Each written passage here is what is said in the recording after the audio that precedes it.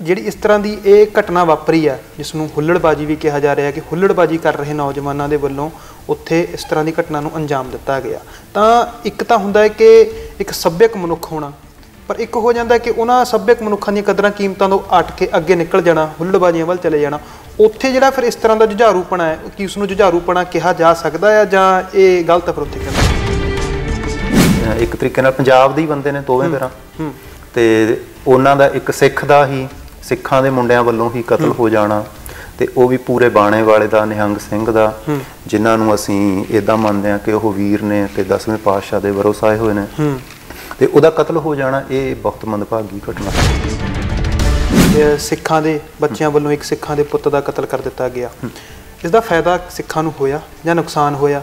ਜੇ ਸਿੱਖਾਂ ਨੂੰ ਫਾਇਦਾ ਨਹੀਂ ਹੋਇਆ ਤਾਂ ਫਿਰ ਫਾਇਦਾ ਕੌਣ ਲੈ ਗਿਆ? ਇਹ ਜਿਹੜੀ ਘਟਨਾ ਵਾਪਰੀ, ਇਹ ਘਟਨਾ ਦੇ ਵਾਪਰਨ ਦਾ ਇੱਕ ਜਿਹੜਾ ਮਹੱਤਵਪੂਰਨ ਕਾਰਕ ਆ ਉਹ ਇਹ ਹੈ ਕਿ ਉੱਥੇ ਉਹ ਬੱਚੇ ਨੇ ਜਿਹੜੇ ਉਹ ਗੀਤ ਵਜਾ ਰਹੇ ਸੀ। ਉਹ ਇੱਕ ਬੰਦੇ ਨੇ, ਉਹਨਾਂ ਨੂੰ ਸੱਜਣ ਨੇ ਉਹਨੂੰ ਗੀਤ ਵਜਾਉਣ ਤੋਂ ਰੋਕਿਆ।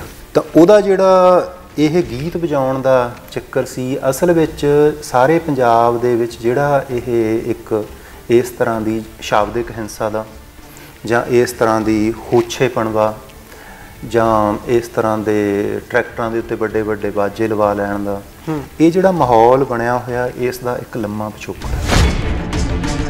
ਜਿਹੜਾ ਪੰਜਾਬ ਇਹ ਲੋਚਦਾ ਸੀ ਕਿ ਸਾਡੀ ਖੇਤੀ ਹੈ, ਸਾਡੀ ਧਰਤੀ ਹੈ, ਸਾਡੀ ਧਰਤੀ ਦੀ ਸੁੱਚਤਾ, ਸਾਡੇ ਬੰਦਿਆਂ ਦੇ ਰਿਸ਼ਤੇ ਆਪਸ ਵਿੱਚ, ਭਾਈਚਾਰਾ, ਉਹ ਸਾਰੇ ਦਾ ਜਿਹੜਾ ਮੂਲ ਮਸਲਾ ਧਰਤੀ ਨਾਲ ਜੁੜਿਆ ਹੋਇਆ ਸੀ, ਉਸ ਧਰਤੀ ਨਾਲ ਜੁੜੇ ਹੋਏ ਮਸਲੇ ਨੂੰ ਇੱਕ ਨਾਚ ਗਾਣੇ ਦੇ ਮਸਲੇ ਨਾਲ ਜੋੜ ਕੇ ਉੱਪਰਲੀ ਧਰਤੀ ਤੋਂ ਉੱਪਰ ਚੱਕ ਦਿੱਤਾ। ਹੁਣ ਪੰਜਾਬ ਨੂੰ ਕੋਈ ਵਿਦਵਾਨ ਵਰਗ ਜਾਂ ਕੋਈ ਧਾਰਮਿਕ ਵਰਗ ਉਹ ਨਹੀਂ ਦਿਸ਼ਾ ਦੇ ਰਿਹਾ। ਪੰਜਾਬ ਦੀ ਜਿਹੜੀ ਮੰਡੀਰ ਹੈ ਉਹਨੂੰ ਵੱਡੇ ਪੱਧਰ ਤੇ ਜਿਹੜਾ ਇਹ ਗੀਤ ਹੈ, ਇਹ ਫਿਲਮੀ ਸੱਭਿਆਚਾਰ ਹੈ, ਇਹ ਦਿਸ਼ਾ ਦੇ ਰਿਹਾ। ਗੀਤਾਂ ਨੇ, ਮੇਲਿਆਂ ਨੇ ਪੰਜਾਬ ਦੀ ਧਰਤੀ ਦੇ ਮੂਲ ਦੇ ਨਾਲ ਉਖੜਿਆ ਹੋਇਆ ਇੱਕ ਅਜਿਹਾ ਵਿਅਕਤੀ ਪੈਦਾ ਕਰਤਾ ਜਿਹਦਾ ਕੋਈ ਆਧਾਰ ਨਹੀਂ, ਜਾਂ ਪਿੰਡਾਂ ਦੇ ਵਿੱਚ, ਸ਼ਹਿਰਾਂ ਦੇ ਵਿੱਚ ਉਹ ਹੈ, ਉਹ ਨਹੀਂ ਐਕਚੁਅਲ ਦੇ ਵਿੱਚ, ਉਹ ਐਗਜ਼ਿਸਟ ਹੀ ਨਹੀਂ ਕਰਦਾ ਉਹ ਚੀਜ਼ ਕਦੇ। ਇਸ ਤਰ੍ਹਾਂ ਦੀ ਇੱਕ ਮਨੁੱਖ ਪੈਦਾ ਕਰਨ ਦੀ ਕੋਸ਼ਿਸ਼ ਕੀਤੀ ਜਾ ਰਹੀ ਹੈ। ਮੰਨ ਲਓ ਵੀ ਗੀਤ ਦੇ ਵਿੱਚ ਇੱਕ ਗਾਉਣ ਵਾਲਾ ਜਾਂ ਜਿਹੜਾ ਨਾਇਕ ਆ ਉਹ ਕਹਿੰਦਾ ਵੀ ਮੈਂ ਤੈਨੂੰ ਮਾਰ ਦੇਵਾਂਗਾ, ਮੈਂ ਤੈਨੂੰ ਖਤਮ ਕਰ ਦੇਵਾਂਗਾ, ਪਰ ਜਿਹਦੇ ਨਾਲ ਲੜ ਰਿਹਾ ਉਹ ਵੀ ਪੰਜਾਬ ਦਾ ਹੀ ਹੈ। ਜਿਵੇਂ ਇਹ ਜਿਹੜੀ ਘਟਨਾ ਹੈ, ਇਹ ਘਟਨਾ ਦੀ ਵੀ ਸਭ ਤੋਂ ਵੱਡੀ ਸਮੱਸਿਆ ਇਹੀ ਹੈ ਨਾ ਕਿ ਦੋਵੇਂ ਸਾਡੇ ਨੇ। ਤਾਂ ਉਹਨੇ ਮਤਲਬ ਸਾਡੇ ਬੰਦਿਆਂ ਨੂੰ ਆਪਣੇ ਅੰਦਰ ਹੀ ਦੁਸ਼ਮਣ ਬਣਾ ਦਿੱਤਾ। ਸੰਤ ਜਰਨੈਲ ਸਿੰਘ ਦੀ ਇਹ ਮਿਸਾਲ ਸੀ। ਉਹ ਕਹਿੰਦੇ ਕਿ ਸਰਕਾਰ ਚਾਹੁੰਦੀ ਆ ਇਸ ਪ੍ਰਕਰਮਾਂ ਵਿੱਚ ਸਿੱਖ ਸਿੱਖਾਂ ਦੀਆਂ ਪੱਗਾਂ ਲਾਉਣ, ਪਰ ਉਹ ਕਹਿੰਦੇ ਮੈਂ ਆਪਦੇ ਜਿਉਂਦੇ ਜੀਏ ਹੋਣ ਨਹੀਂ ਦਿੰਦਾ। ਤਾਂ ਇਹ ਜਿਹੜੀ ਸਾਡੇ ਸਾਹਮਣੇ ਜਿਹੜੀ ਇਹ ਗੱਲ ਹੈ, ਇਸ ਦਾ ਫਾਇਦਾ ਮਤਲਬ ਹਿੰਦੁਸਤਾਨ ਦੀ ਸਰਕਾਰ ਨੂੰ ਹੋ ਰਿਹਾ ਤੇ ਉਲਟਾ ਨੁਕਸਾਨ ਸਾਡਾ ਅੰਦਰੋਂ ਅੰਦਰੀ ਹੋ ਰਿਹਾ। ਵਾਹਿਗੁਰੂ ਜੀ ਕਾ ਖਾਲਸਾ, ਵਾਹਿਗੁਰੂ ਜੀ ਕੀ ਫਤਿਹ। ਤੁਸੀਂ ਬਣੇ ਹੋਏ ਹੋ PVC ਦੇ ਨਾਲ। ਬੀਤੇ ਦਿਨਾਂ ਦੇ ਵਿੱਚ ਹੌਲੇ ਮਹੱਲੇ ਮੌਕੇ ਸ਼੍ਰੀ ਅਨੰਦਪੁਰ ਸਾਹਿਬ ਦੀ ਧਰਤੀ ਦੇ ਉੱਤੇ ਇੱਕ ਹਿਰਦੇ ਵਲੂੰਧਰਨ ਵਾਲੀ ਘਟਨਾ ਵਾਪਰੀ, ਜਿਸ ਨੇ ਸਿੱਖਾਂ ਨੂੰ ਉਹਨਾਂ ਦੇ ਅੰਦਰ ਤੱਕ ਝੰਜੋੜ ਕੇ ਰੱਖ ਦਿੱਤਾ। ਪਰ ਨਾਲ ਹੀ ਸਿੱਖ ਸਮਾਜ ਦੇ ਅੱਗੇ ਵੱਡੇ ਸਵਾਲ ਵੀ ਇਹ ਘਟਨਾ ਖੜੇ ਕਰ ਗਈ। ਇਹ ਘਟਨਾ ਸੀ ਭਾਈ ਪ੍ਰਦੀਪ ਸਿੰਘ ਦੀ ਮੌਤ, ਜਿਨ੍ਹਾਂ ਦਾ ਕਤਲ ਕੀਤਾ ਗਿਆ। ਪਰ ਇਸ ਕਤਲ ਦੇ ਨਾਲ ਕਈ ਸਵਾਲ ਖੜੇ ਹੋਏ ਕਿ ਆਖਰ ਅਜਿਹੀਆਂ ਘਟਨਾਵਾਂ ਵਾਪਰਦੀਆਂ ਕਿਵੇਂ ਨੇ, ਇਹਨਾਂ ਦਾ ਪਿਛੋਕੜ ਕੀ ਹੈ, ਇਹ ਕਿਹਨਾਂ ਸੰਦਰਭਾਂ ਦੇ ਵਿੱਚੋਂ ਅਜਿਹੀਆਂ ਘਟਨਾਵਾਂ ਉਪਜਦੀਆਂ ਨੇ, ਤੇ ਖਾਸ ਗੱਲ ਕਿ ਇਹਨਾਂ ਦਾ ਹੱਲ ਕੀ ਹੋ ਸਕਦਾ ਹੈ।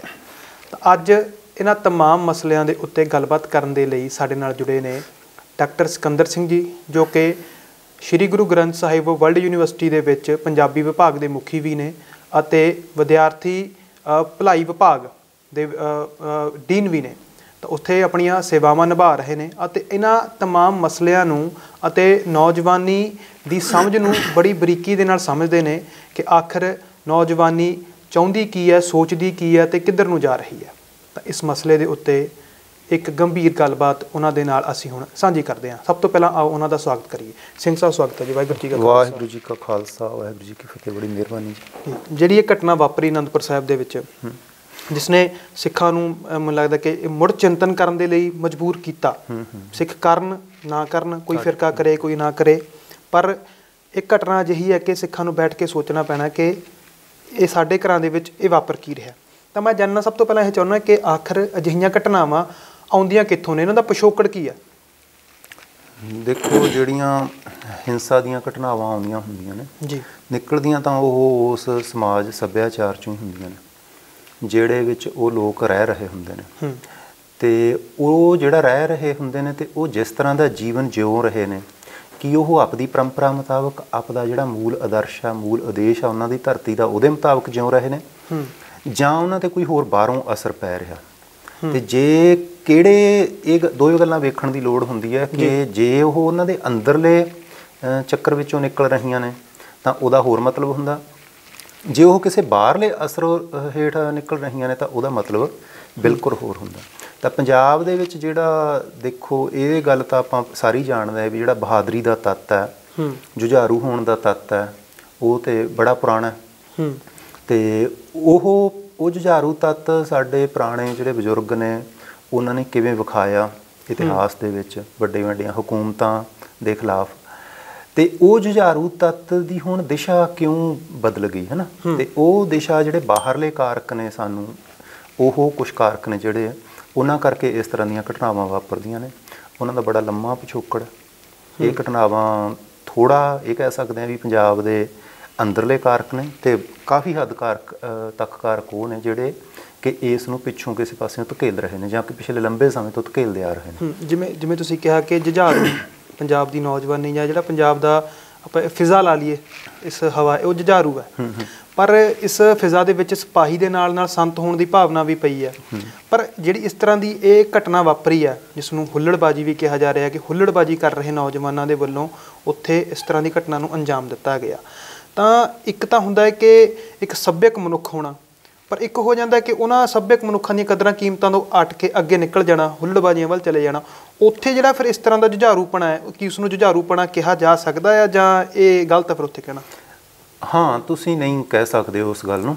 ਉਹਦੇ ਵਿੱਚ ਇਹ ਹੁੰਦਾ ਕਿ ਜਿਹੜੀ ਬੰਦੇ ਦੇ ਅੰਦਰ ਮੂਲ ਭਾਵੁਕ ਬਿਰਤੀ ਹੁੰਦੀ ਆ ਉਹ ਇੱਕੋ ਹੁੰਦੀ ਆ।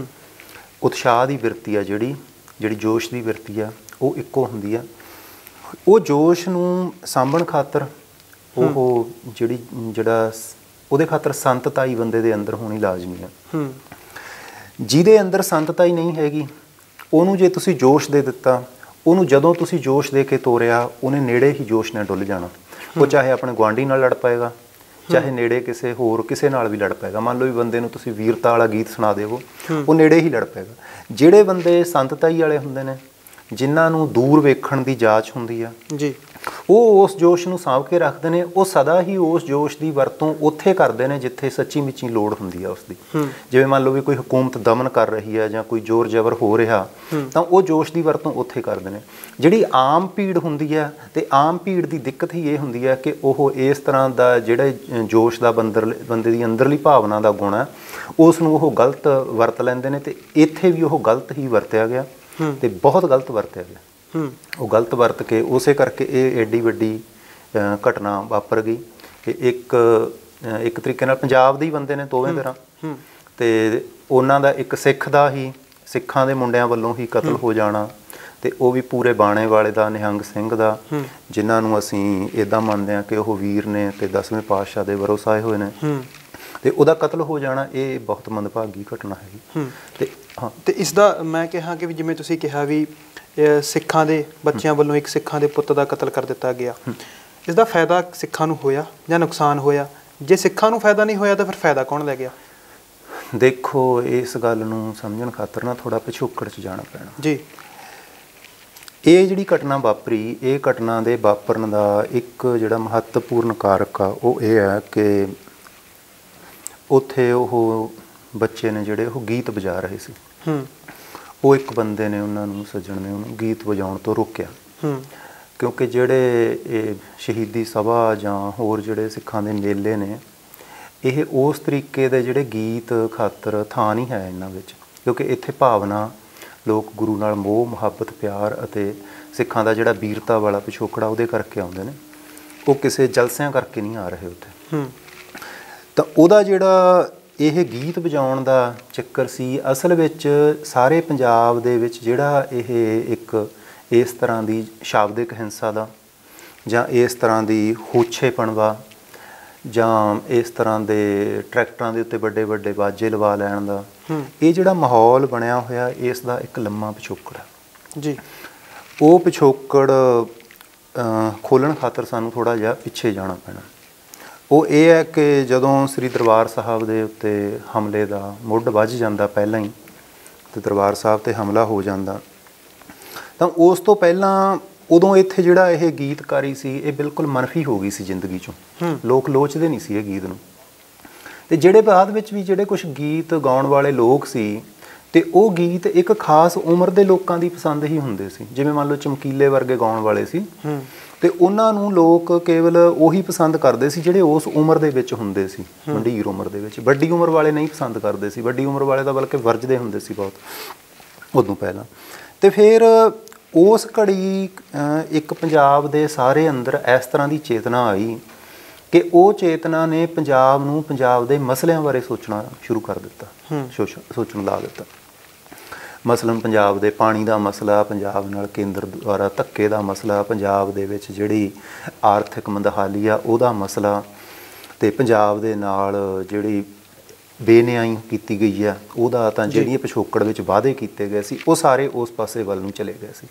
ਉਹਦੇ ਵਿੱਚੋਂ ਪੰਜਾਬ ਨੇ ਜਦੋਜਹਿਦ ਸ਼ੁਰੂ ਕਰ ਦਿੱਤੀ। ਦਰਬਾਰ ਸਾਹਿਬ 'ਤੇ ਹਮਲਾ ਹੋ ਗਿਆ ਅਤੇ ਉਸ ਹਮਲੇ ਦਾ ਪ੍ਰਤੀਕਰਮ ਹੋਇਆ, ਅਤੇ ਉਹ ਬਹੁਤ ਵੱਡੀ ਇੱਕ ਖਾੜਕੂ ਲਹਿਰ ਦੇ ਰੂਪ ਵਿੱਚ ਪ੍ਰਗਟ ਹੋਇਆ, ਜਿਹਦੇ ਤੋਂ ਬਹੁਤ ਵੱਡੀਆਂ ਉਹਨਾਂ ਦੇ ਕਾਰਨਾਮੇ ਵੀ ਨੇ। ਤਾਂ ਉਸ ਘੜੀ ਜਿਹੜੀ ਹਿੰਦੁਸਤਾਨ ਦਾ ਗ੍ਰਹਿ ਮੰਤਰਾਲਾ ਸੀ, ਉਸ ਗ੍ਰਹਿ ਮੰਤਰਾਲੇ ਨੇ ਪੰਜਾਬ ਦਾ ਜਿਹੜਾ ਲੋਕ ਸੰਪਰਕ ਮਹਿਕਮਾ, ਉਹਦੇ ਰਾਹੀਂ ਇੱਥੋਂ ਦੇ ਵਿਦਵਾਨਾਂ ਨੂੰ, ਇੱਥੋਂ ਦੇ ਕਲਾਕਾਰਾਂ ਨੂੰ, ਅਤੇ ਇੱਥੋਂ ਦੀਆਂ ਨਾਟ ਮੰਡਲੀਆਂ ਨੂੰ, ਉਹਨਾਂ ਸਾਰਿਆਂ ਨੂੰ ਇਸ ਗੱਲ ਲਈ ਤੋਰਿਆ ਕਿ ਤੁਸੀਂ ਇਹ ਜਿਹੜੇ ਲੋਕ ਨੇ ਪੰਜਾਬ ਵਾਲੇ, ਇਹ ਦਿਸ਼ਾ ਜਿਹੜੀ ਸਿੱਖਾਂ ਵੱਲ ਨੂੰ ਲਈ ਜਾ ਰਹੇ ਨੇ ਇਹਨੂੰ ਰੋਕੋ ਜੀ। ਉਹਨੂੰ ਰੋਕਣ ਖਾਤਰ ਉਹਨਾਂ ਨੇ ਇਹ ਗੱਲ ਕਰੀ ਕਿ ਉਹਨਾਂ ਨੇ ਨਾਟ ਮੰਡਲੀਆਂ ਸ਼ੁਰੂ ਕੀਤੀਆਂ ਪਿੰਡ ਦੇ ਵਿੱਚ, ਸ਼ਹਿਰ ਦੇ ਵਿੱਚ, ਵੱਡੇ ਨਗਰਾਂ ਦੇ ਵਿੱਚ। ਦੂਜੇ ਪਾਸੇ ਵਿਦਵਾਨਾਂ ਨੇ ਵੱਡੀਆਂ ਜਿਹੜੀਆਂ ਕਾਨਫਰੰਸਾਂ ਜਾਂ ਹੋਰ ਇੱਦਾਂ ਦੇ ਕੰਮ ਸ਼ੁਰੂ ਕੀਤੇ। ਅਤੇ ਤੀਸਰੇ ਪਾਸੇ ਫਿਰ ਇੱਕ ਸੱਭਿਆਚਾਰਕ ਮੇਲੇ ਜੋੜ ਕੇ ਉਹ ਲੋਕਾਂ ਨੂੰ ਇੱਧਰ ਗੀਤਾਂ ਬਾਰੇ, ਨਾਚ ਗਾਣੇ ਬਾਰੇ, ਭੰਗੜੇ ਗਿੱਧੇ ਵੱਲ ਨੂੰ ਇੱਧਰ ਨੂੰ ਧੱਕਿਆ, ਜਿਹੜਾ ਕਿ ਪਹਿਲਾਂ ਇਸ ਜ਼ਿੰਦਗੀ ਵਿੱਚੋਂ ਬਿਲਕੁਲ ਮਨਫੀ ਹੋ ਗਿਆ ਸੀ। ਤਾਂ ਉਹਦੇ ਵਿੱਚ ਪ੍ਰੋਫੈਸਰ ਮੋਹਨ ਸਿੰਘ ਮੇਲਾ, ਯਾਦਗਾਰੀ ਮੇਲਾ ਲੁਧਿਆਣੇ ਲੱਗਦਾ ਸੀ, ਉਹ ਅਤੇ ਜਸਦੇਵ ਸਿੰਘ ਜੱਸੋਵਾਲ ਦਾ ਉਹਦੇ ਵਿੱਚ ਬੜਾ ਵੱਡਾ ਹੱਥ ਹੈ। ਅਤੇ ਪੰਜਾਬ ਦੇ ਕਿੰਨੇ ਹੀ ਜਿਹੜੇ ਵਿਦਵਾਨ ਸੀ, ਅਤੇ ਉਹਨਾਂ ਵਿਦਵਾਨਾਂ ਨੇ ਇਹ ਸਰਕਾਰ ਨੂੰ ਸਲਾਹਾਂ ਵੀ ਦਿੱਤੀਆਂ, ਗਵਰਨਰ ਨੂੰ ਸਲਾਹਾਂ ਦਿੱਤੀਆਂ। ਉਹਨਾਂ ਸਲਾਹਾਂ ਦੇ ਵਿੱਚੋਂ ਉਹਨਾਂ ਨੇ ਇਹ ਗੱਲ ਸਾਰੀ ਇੱਧਰ ਨੂੰ ਤੋਰੀ ਕਿ ਪੰਜਾਬ ਜਿਹੜਾ ਕਿਰਤ ਨਾਲ ਜੁੜਿਆ ਹੋਇਆ ਸੀ, ਜਿਹੜਾ ਪੰਜਾਬ ਇਹ ਲੋਚਦਾ ਸੀ ਕਿ ਸਾਡੀ ਖੇਤੀ ਹੈ, ਸਾਡੀ ਧਰਤੀ ਹੈ, ਸਾਡੀ ਧਰਤੀ ਦੀ ਸੁੱਚਤਾ, ਸਾਡੇ ਬੰਦਿਆਂ ਦੇ ਰਿਸ਼ਤੇ ਆਪਸ ਵਿੱਚ, ਭਾਈਚਾਰਾ, ਉਹ ਸਾਰੇ ਦਾ ਜਿਹੜਾ ਮੂਲ ਮਸਲਾ ਧਰਤੀ ਨਾਲ ਜੁੜਿਆ ਹੋਇਆ ਸੀ, ਉਸ ਧਰਤੀ ਨਾਲ ਜੁੜੇ ਹੋਏ ਮਸਲੇ ਨੂੰ ਇੱਕ ਨਾਚ ਗਾਣੇ ਦੇ ਮਸਲੇ ਨਾਲ ਜੋੜ ਕੇ ਉੱਪਰਲੀ ਧਰਤੀ ਤੋਂ ਉੱਪਰ ਚੱਕ ਦਿੱਤਾ। ਅਤੇ ਉਹ ਮਸਲਾ ਜਦ ਇੱਦਾਂ ਉੱਪਰ ਉੱਠ ਗਿਆ ਤਾਂ ਪੰਜਾਬ ਦੇ ਵਿੱਚ ਇੱਕ ਗੀਤ ਸੱਭਿਆਚਾਰ ਪੈਦਾ ਹੋ ਗਿਆ। ਅਤੇ ਉਹ ਗੀਤ ਸੱਭਿਆਚਾਰ ਬਹੁਤ ਫੈਲਿਆ, ਇੰਨਾ ਫੈਲਿਆ ਕਿ ਪਹਿਲਾਂ ਵੱਡੇ ਨਗਰਾਂ ਦੇ ਵਿੱਚ ਹੋਈਆਂ ਜਿਹੜੇ ਸੰਮੇਲਨ ਹੋਏ ਜਾਂ ਇਹ ਇਸ ਤਰ੍ਹਾਂ ਦੇ ਸੱਭਿਆਚਾਰਕ ਮੇਲੇ ਹੋਏ, ਫਿਰ ਪਿੰਡਾਂ ਵਿੱਚ ਵੀ ਹੋਣ ਲੱਗੇ। ਮੰਨ ਲਓ ਮੇਰੇ ਪਿੰਡ, ਮੇਰੇ ਯਾਦ ਹੈ ਕਿ ਸਾਡੇ ਪਰਿਵਾਰ ਕਾਂਗਰਸ ਪਾਰਟੀ ਨਾਲ ਜੁੜਿਆ ਹੋਇਆ ਸੀ, ਅਤੇ ਉਹ ਸਾਡੇ ਪਰਿਵਾਰ ਰਾਹੀਂ ਉਦੋਂ ਪੁਲਿਸ ਨੇ ਉੱਥੇ ਸਾਡੇ ਪਿੰਡ ਜਸਵੰਤ ਸੰਧੀਲਾ ਅਤੇ ਉਹਨਾਂ ਨੂੰ ਲਵਾਇਆ ਮੇਲਾ ਉੱਥੇ। ਅਤੇ ਉਹ ਮੇਲਾ ਲਵਾ ਕੇ ਉਹਨਾਂ ਨੇ ਉੱਥੇ ਉਸ ਦਿਨ ਦੇ ਵਿੱਚ, ਜਦੋਂ ਕਿ ਲਗਭਗ ਬੇਅੰਤ ਸਿੰਘ ਦੀ ਸਰਕਾਰ ਬਣ ਗਈ ਸੀ, ਉਦੋਂ ਇੱਕ ਮੰਤਰੀ ਵੀ ਸਾਡੇ ਪਿੰਡ, ਸਰਕਾਰ ਦੀ ਮਦਦ ਤੇ ਪੁਲਿਸ ਦੀ ਮਦਦ ਨਾਲ ਮੇਲਾ ਕਰਵਾਇਆ ਗਿਆ। ਇਹ ਇੱਕ ਥਾਂ 'ਤੇ ਨਹੀਂ ਹੋਇਆ, ਇਹ ਤਾਂ ਮੈਂ ਤੁਹਾਨੂੰ ਦੱਸ ਦਿੰਦਾ ਵੀ ਉਦੋਂ ਮੇਰੀ ਉਮਰ ਛੋਟੀ ਸੀ, ਨਿਆਣਾ ਸੀ ਮੈਂ, ਅਤੇ ਉਦੋਂ ਮੈਂ ਵੇਖਿਆ। ਅਤੇ ਹੋਰ ਸੈਂਕੜੇ ਥਾਈਂ ਇੱਦਾਂ ਦੇ ਜਿਹੜੇ ਮੇਲੇ ਨੇ ਉਹ ਕਰਵਾਏ ਗਏ।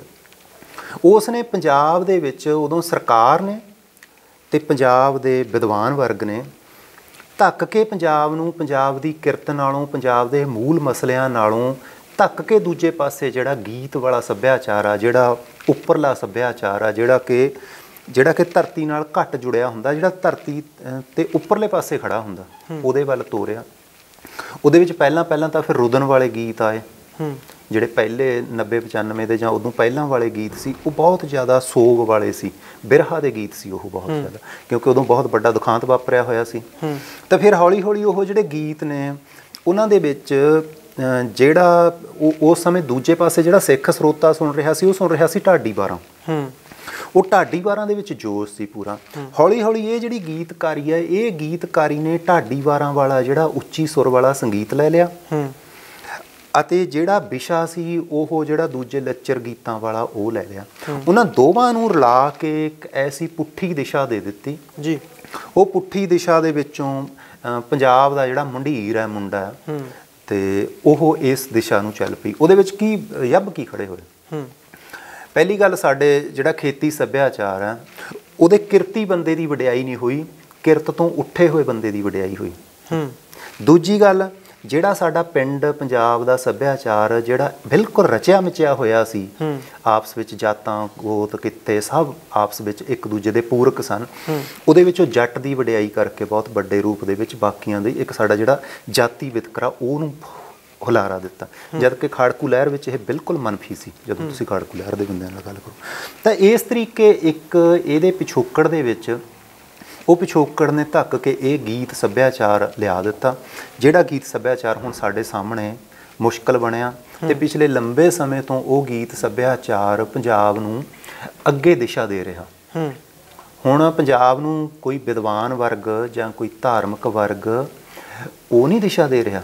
ਪੰਜਾਬ ਦੀ ਜਿਹੜੀ ਮੰਡੀਰ ਹੈ ਉਹਨੂੰ ਵੱਡੇ ਪੱਧਰ ਤੇ ਜਿਹੜਾ ਇਹ ਗੀਤ ਹੈ, ਇਹ ਫਿਲਮੀ ਸੱਭਿਆਚਾਰ ਹੈ, ਇਹ ਦਿਸ਼ਾ ਦੇ ਰਿਹਾ। ਇਹ ਸਾਡੇ ਸਾਹਮਣੇ ਮੁਸ਼ਕਲ ਆ ਗਈ। ਹੁਣ ਮੰਨ ਲਓ ਸਕੂਲ ਤੋਂ ਬੰਦਾ ਉਹਨਾਂ ਆਪਦਾ ਜੀਵਨ ਸ਼ੈਲੀ ਨਹੀਂ ਲੈਂਦਾ ਜਿੰਨੀ ਜੀਵਨ ਸ਼ੈਲੀ ਉਹ ਗੀਤ ਤੋਂ ਲੈਂਦਾ। ਬੱਚਿਆਂ ਦੇ ਸਟੇਟਸ ਵੇਖ ਲਓ ਤੁਸੀਂ, ਬੱਚੇ ਜਿਹੜੇ ਸੋਸ਼ਲ ਮੀਡੀਆ ਤੇ ਪਾਉਂਦੇ ਨੇ ਆਪਣੇ ਕੀ ਸਟੇਟਸ ਵਗੈਰਾ ਲੱਲਾ ਪਵਾ ਕਿਆ ਹੁੰਦਾ ਉਹ ਵੇਖ ਲਓ, ਤੇ ਉਹਨਾਂ ਦਾ ਪਹਿਰਾਵਾ ਵੇਖ ਲਓ, ਉਹਨਾਂ ਦੀਆਂ ਗੱਲਾਂ ਵੇਖ ਲਓ, ਤੇ ਉਹਨਾਂ ਦੇ ਨਿਭਾਅ ਵੇਖ ਲਓ। ਜਿਵੇਂ ਇਹ ਸ਼ਹੀਦੀ ਜੋੜ ਮੇਲੇ ਤੇ ਇੱਥੇ ਸਾਡੇ ਵੀ ਆਉਂਦੇ ਨੇ। ਅੱਛਾ, ਜਿਵੇਂ ਇਹਨਾਂ ਗੀਤਾਂ ਨੇ, ਮੇਲਿਆਂ ਨੇ ਪੰਜਾਬ ਦੀ ਧਰਤੀ ਦੇ ਮੂਲ ਦੇ ਨਾਲ ਉਖੜਿਆ ਹੋਇਆ ਇੱਕ ਅਜਿਹਾ ਵਿਅਕਤੀ ਪੈਦਾ ਕਰਤਾ ਜਿਹਦਾ ਕੋਈ ਆਧਾਰ ਨਹੀਂ, ਜਾਂ ਪਿੰਡਾਂ ਦੇ ਵਿੱਚ ਸ਼ਹਿਰਾਂ ਦੇ ਵਿੱਚ ਉਹ ਹੈ ਉਹ ਨਹੀਂ, ਐਕਚੁਅਲ ਦੇ ਵਿੱਚ ਉਹ ਐਗਜ਼ਿਸਟ ਹੀ ਨਹੀਂ ਕਰਦਾ ਉਹ ਚੀਜ਼ ਕਦੇ। ਇਸ ਤਰ੍ਹਾਂ ਦੀ ਇੱਕ ਮਨੁੱਖ ਪੈਦਾ ਕਰਨ ਦੀ ਕੋਸ਼ਿਸ਼ ਕੀਤੀ ਜਾ ਰਹੀ ਹੈ। ਹਾਂ, ਇਹ ਸੋਚ ਪੈਦਾ ਕਰਨ ਦੀ ਕੋਸ਼ਿਸ਼ ਕੀਤੀ ਜਾ ਰਹੀ ਹੈ। ਹਾਂ, ਜਿਹੜੀ ਇਹ ਸਭ ਤੋਂ ਵੱਡੀ ਗੱਲ ਇਹੀ ਹੈ ਕਿ ਜਿਹੜਾ ਇਹ ਬੰਦਾ ਹੈ, ਇਹ ਬੰਦਾ ਪੰਜਾਬ ਦੇ ਵਿੱਚੋਂ ਜਿਹੜਾ ਪੈਦਾ ਹੋ ਰਿਹਾ ਉਹ ਪੰਜਾਬ ਦਾ ਬੰਦਾ ਹੀ ਨਹੀਂ ਹੈ।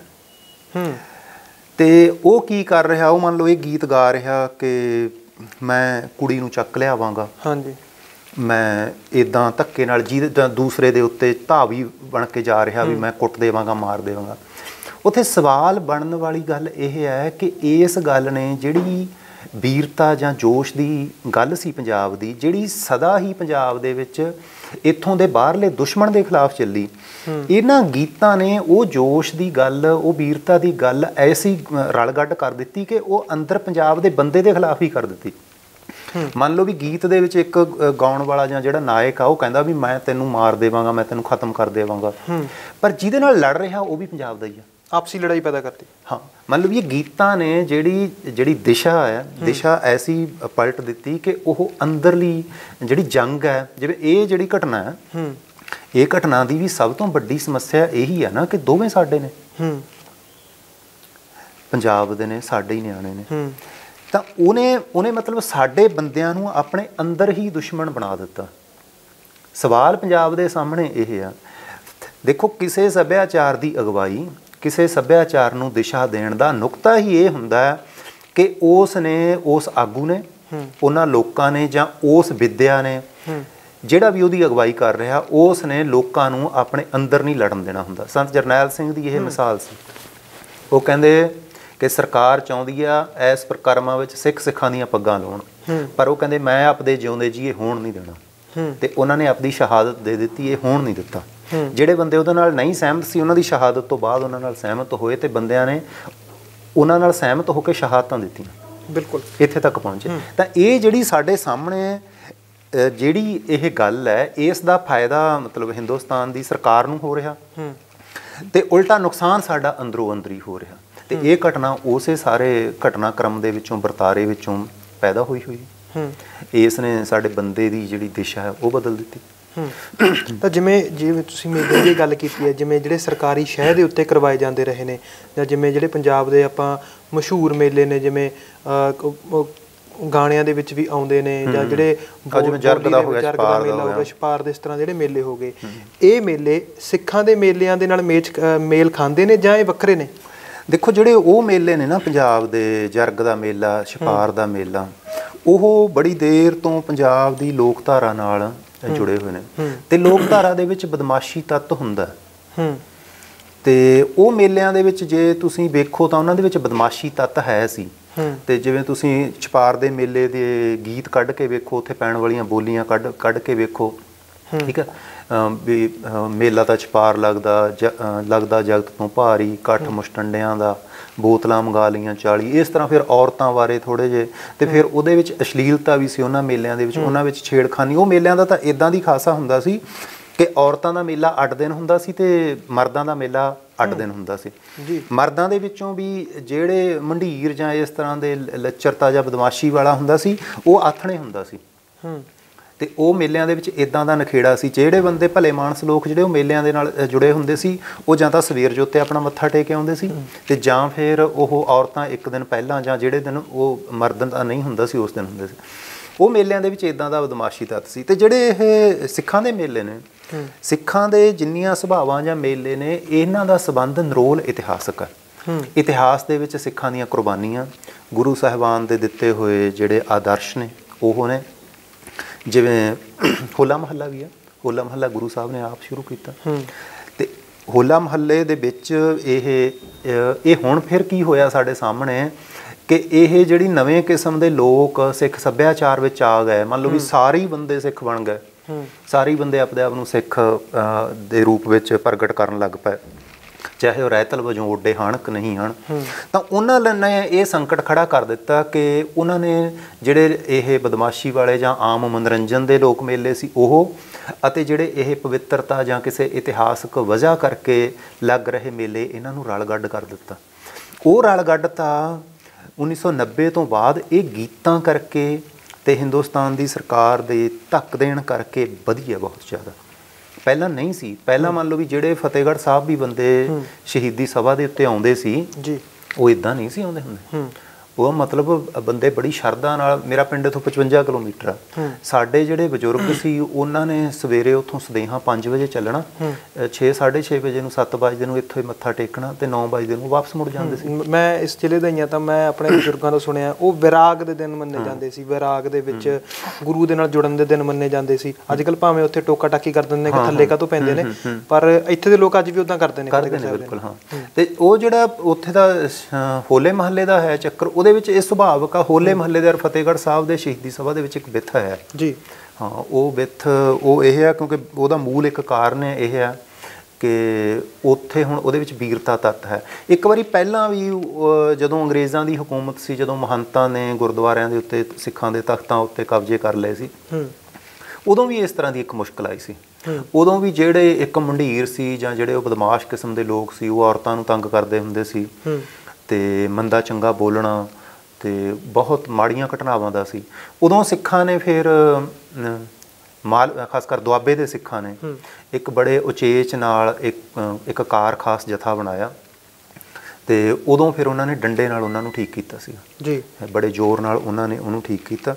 ਤਾਂ ਇਹ ਉਹਦੇ ਪਿੱਛੇ ਮੂਲ ਕਾਰਨ ਇਹ ਹੈ ਕਿ ਬੰਦਿਆਂ ਨੂੰ, ਲੋਕਾਂ ਨੂੰ ਨਿੱਜੀ ਤੌਰ 'ਤੇ ਮਹਿਸੂਸ ਹੋਣ ਲੱਗ ਪਿਆ ਸੀ ਕਿ ਇਹ ਗੱਲ ਸਾਡੇ ਲਈ ਦਿੱਕਤ ਆ ਰਹੀ ਹੈ।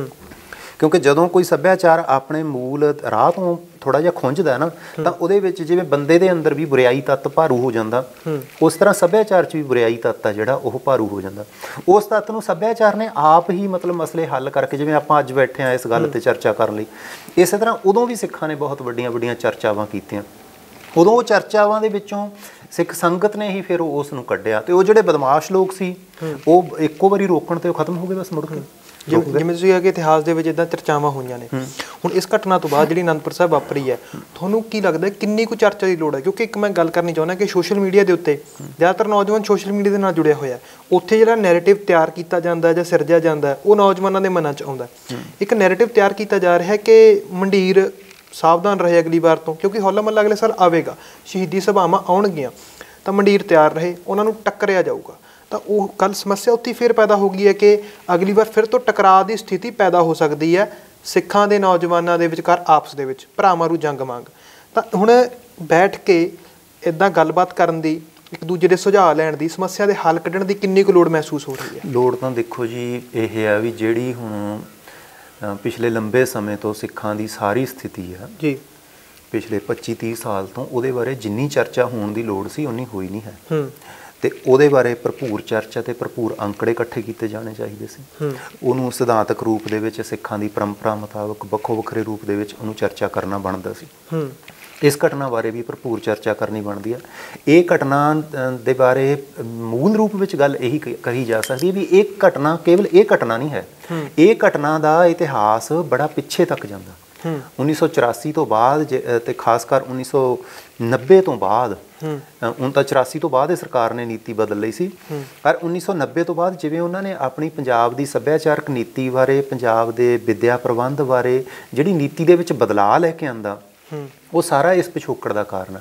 ਪੰਜਾਬ ਦੇ ਨਿਆਣੇ ਇਸ ਦੇ ਐਸ ਸੱਚ ਜ਼ਿੰਮੇਵਾਰ ਨਹੀਂ ਹਨ। ਇਹ ਤਾਂ ਉਹ ਸਾਰੇ ਲੋਕ ਨੇ ਜਿਹੜੇ ਖੇਤੀਆਂ ਕਰਦੇ ਸੀ, ਆਪਣੇ ਕੰਮਾਂ ਕਿੱਤਿਆਂ ਤੇ ਹੁੰਦੇ ਸੀ, ਤੇ ਇਹ ਹੁਣ ਵਿਹਲੇ ਹੋ ਕੇ ਇਹਨਾਂ ਦੇ ਦੋ ਕੰਮ ਰਹਿ ਗਏ, ਜਾਂ ਤਾਂ ਇਸ ਤਰ੍ਹਾਂ ਕਰਨਾ ਤੇ ਜਾਂ ਫਿਰ ਹੁਣ ਪ੍ਰਵਾਸ ਵੱਲ ਭੱਜਣਾ, ਇੱਥੋਂ ਦੀ ਧਰਤੀ ਛੱਡ ਕੇ ਭੱਜਣਾ। ਇਹਦੇ ਕਾਰਕ ਪੰਜਾਬ ਥੋੜ੍ਹਾ ਹੈ, ਇਹਦਾ ਕਾਰਕ ਤਾਂ ਉਹ ਹੈ ਵੀ ਜਿਹੜੇ ਪੰਜਾਬ ਦੇ ਦੁਸ਼ਮਣ ਨੇ। ਉਹ ਪੰਜਾਬ ਤੋਂ ਜਿਹੜਾ ਡਾਇਸਪੋਰਾ ਹੁੰਦਾ ਨਾ, ਜਿਹੜੇ ਪ੍ਰਵਾਸ 'ਚ ਜਾਂਦੇ ਨੇ ਲੋਕ, ਉਹਦੇ ਵਿੱਚ ਦੋ ਗੱਲਾਂ ਹੁੰਦੀਆਂ ਨੇ। ਇੱਕ ਹੁੰਦਾ ਵੀ ਕੋਈ ਸੱਭਿਆਚਾਰ ਉਹਨਾਂ ਨੂੰ ਖਿੱਚ ਰਿਹਾ, ਦੂਸਰਾ ਇਹ ਹੁੰਦਾ ਵੀ ਕੋਈ ਧੱਕ ਰਿਹਾ। ਤੇ ਪੰਜਾਬ ਦੇ ਵਿੱਚ ਇਹ ਦੋਵੇਂ ਨੇ। ਸਾਨੂੰ ਦਿਖਾਇਆ ਤਾਂ ਇਹ ਜਾ ਰਿਹਾ ਕਿ ਪ੍ਰਵਾਸ ਜਿਹੜਾ ਬਾਹਰਲੇ ਦੇਸ਼ ਨੇ ਉਹ ਸਾਨੂੰ ਖਿੱਚ ਰਹੇ ਨੇ। ਖਿੱਚਣ ਵਾਲਾ ਉੱਡਾ ਕਾਰਕ ਨਹੀਂ ਹੈ, ਖਿੱਚ ਤਾਂ ਬੜੇ ਸਦੀਆਂ ਤੋਂ ਰਹੇ ਸੀ, ਉਹ ਅਸਲ ਵਿੱਚ ਧੱਕ ਰਿਹਾ ਇੱਥੋਂ ਇੱਕ ਸਾਨੂੰ ਜਿਹੜਾ ਕੋਈ ਤਾਕਤ, ਕੋਈ ਸੱਤਾ ਜਿਹੜੀ ਸਾਨੂੰ ਦਿਖ ਨਹੀਂ ਰਹੀ। ਉਹੀ ਸੱਤਾ ਇਸ ਘਟਨਾ ਦਾ ਕਾਰਨ ਹੈ। ਉਹੀ ਸੱਤਾ ਕਰਕੇ ਸਿੱਖਾਂ ਦੇ ਵਿੱਚ ਆਪਸ ਵਿੱਚ ਜਿਹੜੀ ਸ਼ਾਬਦਿਕ ਹਿੰਸਾ, ਜਿਹੜੀ ਸੋਸ਼ਲ ਮੀਡੀਆ ਤੇ ਜਿਹਦਾ ਤੁਸੀਂ ਜ਼ਿਕਰ ਕਰ ਰਹੇ ਹੋ, ਉਹ ਉਹਦੇ ਕਰਕੇ ਆਈ ਹੈ। ਜਿਹੜੀ ਜਦੋਂ ਕਿਸੇ ਸੱਭਿਆਚਾਰ ਦੇ ਵਿੱਚ ਸ਼ਾਬਦਿਕ ਹਿੰਸਾ ਆ ਜਾਵੇ ਨਾ, ਤਾਂ ਉਹ ਸ਼ਾਬਦਿਕ ਹਿੰਸਾ ਉਹਨਾਂ ਨੂੰ ਇੰਨਾ ਜ਼ਿਆਦਾ ਪੀੜਤ ਕਰ ਦਿੰਦੀ ਆ ਕਿ ਉਹ ਆਪਣੀ ਪਰੰਪਰਾ ਤੋਂ, ਆਪਣੀ ਮੌਲਿਕਤਾ ਤੋਂ ਖੁੰਝ ਜਾਂਦੇ ਨੇ। ਕਿਉਂਕਿ ਬੋਲੀ ਆ ਜਿਹੜੀ ਉਹ ਬੰਦੇ ਦੇ ਤਨ ਮਨ ਨੂੰ ਦਿਸ਼ਾ ਦਿੰਦੀ ਆ। ਤਾਂ ਜੇ ਬੰਦੇ ਮੰਦੇ ਸ਼ਬਦ ਬੋਲਦੇ ਨੇ, ਗਾਲਾਂ ਕੱਢਦੇ ਨੇ, ਦੂਜਿਆਂ ਪ੍ਰਤੀ ਹਿੰਸਕ ਸ਼ਬਦ ਬੋਲਦੇ ਨੇ, ਤਾਂ ਉਹਨੇ ਸੱਚੀ ਮੁੱਚੀ ਉਸ ਨੇ ਉਹਨਾਂ ਦੇ ਸੱਭਿਆਚਾਰ ਨੂੰ ਬਦਲਣਾ ਹੀ ਹੁੰਦਾ। ਤੇ ਸਿੱਖਾਂ ਦੇ ਵਿੱਚ ਜਿਹੜੀ ਇਹ ਸੋਸ਼ਲ ਮੀਡੀਆ ਤੇ ਜਿੰਨੀ ਸ਼ਾਬਦਿਕ ਹਿੰਸਾ ਆ ਗਈ, ਉਹ ਬਹੁਤ ਖਤਰਨਾਕ ਹੈ। ਤੇ ਉਹ ਇੰਨੀ ਖਤਰਨਾਕ ਹੈ ਕਿ ਉਲਟੇ ਰੂਪ ਦੇ ਵਿੱਚ ਇੱਕ ਤਾਂ ਇਹ ਹੁੰਦੀ ਹੈ ਵੀ ਸੋਸ਼ਲ ਮੀਡੀਆ ਤੇ ਹੀ ਰਹਿ ਜਾਵੇ, ਉਲਟਾ ਉਹ ਅਮਲੀ ਬਣ ਕੇ ਲੋਕਾਂ ਦੀ ਜ਼ਿੰਦਗੀ ਵਿੱਚ ਉਤਰਨ ਲੱਗ ਗਈ। ਮੰਨ ਲਓ ਵੀ ਇਹ ਸ਼ਹੀਦ ਉੱਥੇ ਇਹ ਘਟਨਾ ਵਾਪਰੀ ਹੈ, ਇਹ ਘਟਨਾ ਉਹੀ ਥੋੜ੍ਹਾ ਵਾਪਰ ਗਈ। ਤੇ ਉਹ ਘਟਨਾ ਦੇ ਉੱਤੇ ਹੁਣ ਉਸ ਤਰ੍ਹਾਂ ਦੇ ਸਾਨੂੰ ਸੰਦ ਦੇ ਦਿੱਤੇ। ਹੁਣ ਮੰਨ ਲਓ ਵੀ ਜਿਵੇਂ ਵੱਡੀਆਂ ਵੱਡੀਆਂ ਜੀਪਾਂ ਜਾਂ ਉਸ ਤਰੀਕੇ ਦਾ ਜਿਹੜਾ ਕਿ ਇੱਕ ਆਮ ਬੰਦਾ ਇੱਕ ਤਰੀਕੇ ਨਾਲ ਉਹਦੇ ਸਮਰੱਥ ਵੀ ਨਹੀਂ ਖਰੀਦਣ ਦੇ, ਉਹ ਲੋਕ ਖਰੀਦੀ ਜਾ ਰਹੇ ਨੇ। ਮੋਟਰਸਾਈਕਲਾਂ ਦਾ ਰੌਲਾ, ਆ ਮੇਰਾ ਘਰ ਆ ਇੱਥੇ, ਮੇਰੇ ਘਰ ਦੇ ਪਿਛਲੇ ਪਾਸੇ ਪਟਿਆਲੇ ਵਾਲੀ ਵੱਡੀ ਸੜਕ ਲੰਘਦੀ ਆ, ਉੱਥੇ ਇੰਨੀ ਤਾੜ ਮੋਟਰਸਾਈਕਲਾਂ ਦੀ ਹੁੰਦੀ ਆ। ਉਹ ਉਸੇ ਤੱਤ ਕਰਕੇ ਹੋ ਰਹੀ ਆ ਜੀ। ਤੇ ਇਸ ਤਰੀਕੇ ਜਿਹੜੀ ਇਹ ਦਿਸ਼ਾ ਹੈ, ਜਿਹੜੀ ਇਹ ਸੋਸ਼ਲ ਮੀਡੀਆ ਤੇ ਵੀ ਇਹ ਚਰਚਾ ਚੱਲ ਰਹੀ ਹੈ। ਤੇ ਇਹ ਹੁਣ ਪੰਜਾਬ ਦੇ ਵਿੱਚ ਵੱਡੀ ਦਿੱਕਤ ਇਹ ਆ ਗਈ ਕਿ ਸੋਸ਼ਲ ਮੀਡੀਆ ਅਤੇ ਜ਼ਿੰਦਗੀ ਆਪਸ ਵਿੱਚ ਰਲ ਗੱਡ ਹੋਣ ਲੱਗ ਗਏ। ਲੋਕਾਂ ਨੂੰ ਪਤਾ ਨਹੀਂ ਲੱਗ ਰਿਹਾ ਕਿ ਉਹ ਸੋਸ਼ਲ ਮੀਡੀਆ ਤੇ ਵਿਚਰ ਰਹੇ ਨੇ ਕਿ ਆਮ ਜ਼ਿੰਦਗੀ 'ਚ ਵਿਚਰ ਰਹੇ ਨੇ। ਜਿਵੇਂ ਲੋਕ ਸੋਸ਼ਲ ਮੀਡੀਆ ਤੇ ਗਾਲਾਂ ਕੱਢਦੇ ਨੇ, ਉਦਾਂ ਹੀ ਕਈ ਵਾਰੀ ਆਮ ਜ਼ਿੰਦਗੀ 'ਚ ਕੱਢ ਲੈਂਦੇ ਨੇ। ਉਹ ਜਦੋਂ ਆਮ ਜ਼ਿੰਦਗੀ 'ਚ ਤਾਂ ਸਾਹਮਣੇ ਕੋਈ ਖੜਾ ਹੁੰਦਾ ਨਾ, ਸੋਸ਼ਲ ਮੀਡੀਆ ਤਾਂ ਖੜਾ ਨਹੀਂ ਹੁੰਦਾ। ਇਸ ਲਈ ਇਸ ਤਰ੍ਹਾਂ ਦੀ ਜਿਹੜੀ ਦਿੱਕਤ ਹੈ, ਇਹ ਸਾਡੇ ਸਾਹਮਣੇ ਜਿਹੜੀ ਆ ਰਹੀ ਹੈ, ਜਿਹਦਾ ਕਾਰਕ ਪੰਜਾਬ ਨਹੀਂ ਹੈ। ਤੇ ਉਸੇ ਕਰਕੇ ਇਹ ਸਾਡੇ ਸਾਹਮਣੇ ਸੰਕਟ ਵਾਪਰ ਰਿਹਾ ਕਿ ਸਾਨੂੰ ਇਹ ਫਿਕਰ ਹੋ ਰਿਹਾ ਕਿ ਆਉਣ ਵਾਲੇ ਹੋਲੇ ਮਹੱਲੇ ਤੇ ਸਾਡੇ ਲਈ ਕੋਈ ਵੱਡਾ ਦੁਖਾਂਤ ਨਾ ਵਾਪਰ ਜਾਵੇ। ਪਰ ਇਹਦੇ ਖਾਤਰ ਮੈਂ ਤੁਹਾਨੂੰ ਆਖ ਦਿੰਦਾ ਕਿ ਪੰਜਾਬ, ਖਾਸ ਕਰ ਸਿੱਖ, ਦੁਨੀਆ ਦੇ ਵਿੱਚ ਜਿਹੜੀਆਂ ਹੁਣ ਤੱਕ ਦੀਆਂ ਅਧੀਨ ਕਮਿਊਨਿਟੀਆਂ ਨੇ, ਅਧੀਨ ਸਮਾਜ ਨੇ ਜੀ, ਜਿਨ੍ਹਾਂ ਦਾ ਆਪਣਾ ਰਾਜ ਨਹੀਂ ਹੈਗਾ, ਕਿਸੇ ਹੋਰ ਰਾਜ ਦੇ ਅਧੀਨ ਰਹਿ ਰਹੇ ਨੇ, ਸਿੱਖ ਉਹਨਾਂ ਵਿੱਚੋਂ ਸਭ ਤੋਂ ਤੇਜ਼ੀ ਨਾਲ ਵਿਕਾਸ ਕਰ ਰਹੇ ਨੇ। ਸਿੱਖ ਆਪਣੀਆਂ ਗੱਲਾਂ, ਆਪਣੇ ਅਸਲ ਤੱਤ ਨੂੰ ਉਹਨਾਂ ਤੋਂ ਸਭ ਤੋਂ ਤੇਜ਼ੀ ਨਾਲ ਸਮਝ ਰਹੇ ਨੇ। ਖਾਸ ਕਰ 2015 ਤੋਂ ਬਾਅਦ ਜਦੋਂ ਗੁਰੂ ਗ੍ਰੰਥ ਸਾਹਿਬ ਦੀ ਬੇਅਦਬੀ ਵਾਲੀਆਂ ਘਟਨਾਵਾਂ ਵਾਪਰੀਆਂ, ਜਿੰਨੀ ਤੇਜ਼ੀ ਨਾਲ ਸਿੱਖਾਂ ਦੇ ਵਿੱਚ ਵਿਕਾਸ ਹੋਇਆ, ਨਹੀਂ ਤਾਂ ਮਤਲਬ ਜਿੱਡੀ ਵੱਡੀ ਉਹ ਘਟਨਾ ਸੀ ਤੇ ਇੱਥੇ ਤੇ ਮਰਨ ਮਾਰਨ ਦਾ ਅੰਤ ਕੋਈ ਨਹੀਂ ਸੀ ਰਹਿਣਾ। ਸਿੱਖ ਜਿੰਨਾ ਤਹੱਮਲ, ਜਿੰਨਾ ਸਬਰ ਦਿਖਾ ਰਹੇ ਨੇ, ਉਲਟਾ ਸਾਡੇ ਸਬਰ ਨੂੰ ਵਿਗਾੜਿਆ ਜਾ ਰਿਹਾ। ਇਸ ਲਈ ਇਹ ਤੋਂ ਇੰਨਾ ਫਿਕਰ ਇਹ ਕਰਨ ਦੀ ਲੋੜ ਨਹੀਂ ਕਿ ਸਾਡੇ ਆਉਣ ਵਾਲੇ ਸਮੇਂ ਤਣਾਅ ਹੋ ਜਾਵੇਗਾ।